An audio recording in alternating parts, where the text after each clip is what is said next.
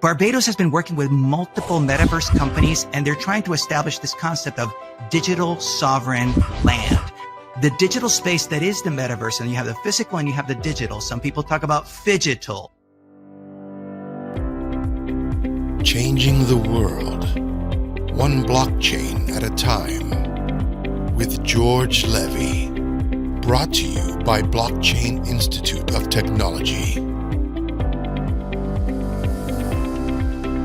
Hey, blockchain visionaries, it's George Levy. Welcome to Changing the World, one blockchain at a time, where we feature the leading minds and personalities in blockchain, Bitcoin, and cryptocurrency.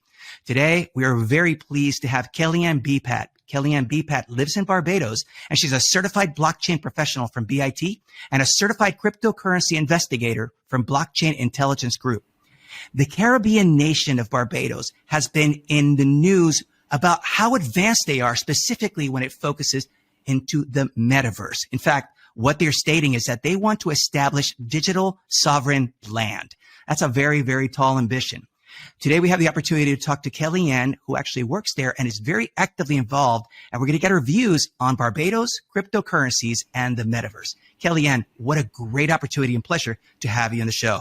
Thank you so very much, George, for having me. It is a pleasure. One thing that I find fascinating about working with you, first off, you're a certified blockchain professional in BIT, but you're also a certified cryptocurrency investigator. Yes. You're actually very involved in this space. And this is actually this type of knowledge, this type of in-depth exposure into the space is very, very valuable. So I want to ask you a question because you're in a very important vantage point. You are in Barbados. Now, I've seen Barbados regularly discussed as being cryptocurrency friendly. That's a big, big term to say about a specific jurisdiction. And in your experience, how do you see the description of Barbados being cryptocurrency friendly?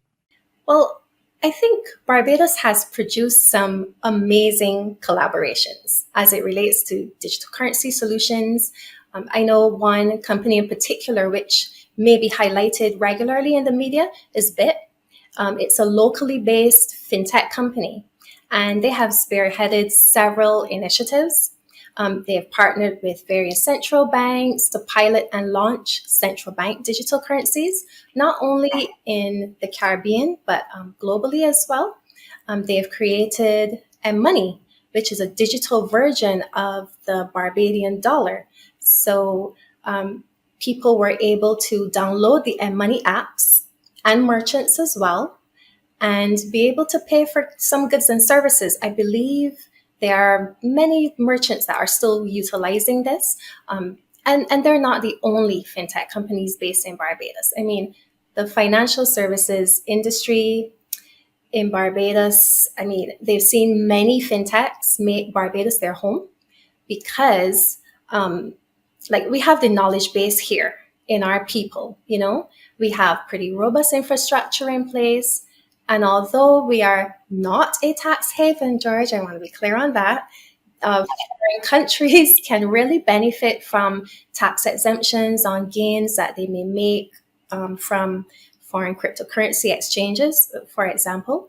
And we've also seen the Barbados Stock Exchange listing crypto assets and security tokens, right? And this is just in order to boost trading. So cryptocurrencies are not illegal in Barbados, but when you consider what crypto-friendly means, you know, or how is that portrayed to a Barbadian, like what is that exactly? So in my mind, on the one hand, we have a crypto-friendly Barbados, which engages in the space.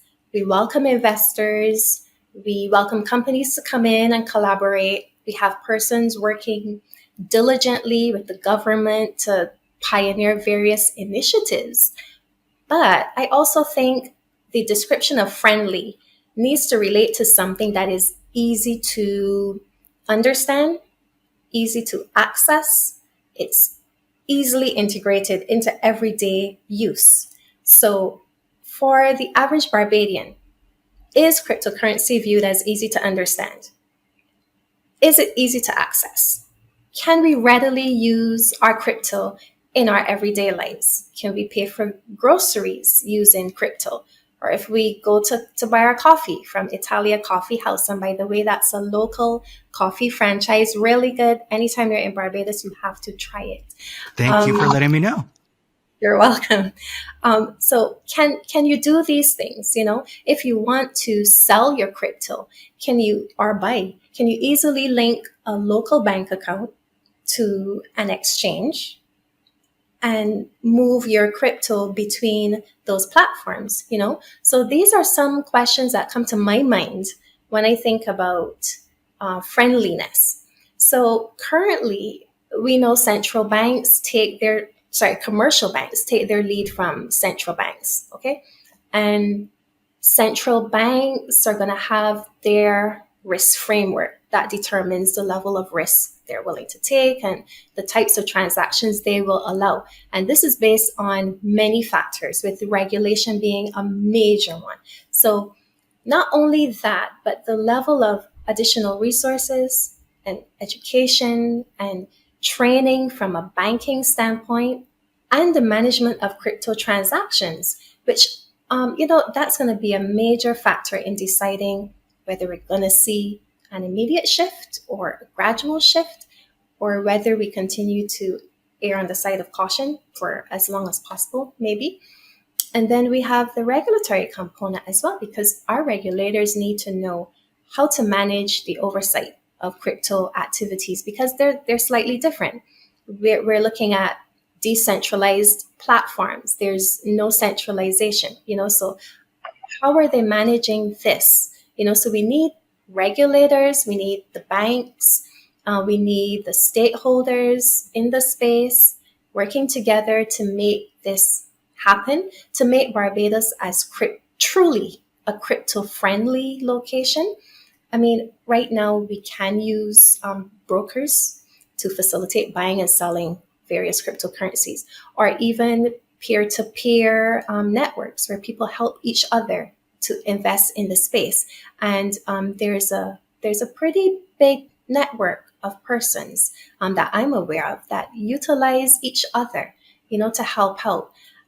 So to answer your question, I believe it's twofold, but I believe we will transition to a fully friendly environment, hopefully sooner rather than later. That's actually excellent, and I'm glad that you are actually involved, and the fact that you're pursuing education. You mentioned the role of education. I think for people to actually be able to take on something new, especially when you're involving your finances, right? Mm-hmm. There's a certain element of fear, mostly if you really don't understand it, and education does go a long way towards helping that. Thank you very much for sharing your views. No problem. I mean, especially where we're a nation where we are familiar with the run of the mill, the way things are done usually, to break that cycle, that mentality, and really look to educate ourselves. If the government isn't getting involved on a very high level, how can you yourself as a professional, as someone interested in investing elsewhere, how can you educate yourself? So education is really key to breaking certain barriers, just becoming more comfortable with crypto in general. Excellent. Thank you so much. Which brings me to a different topic, which is very, very hot right now, which is the metaverse.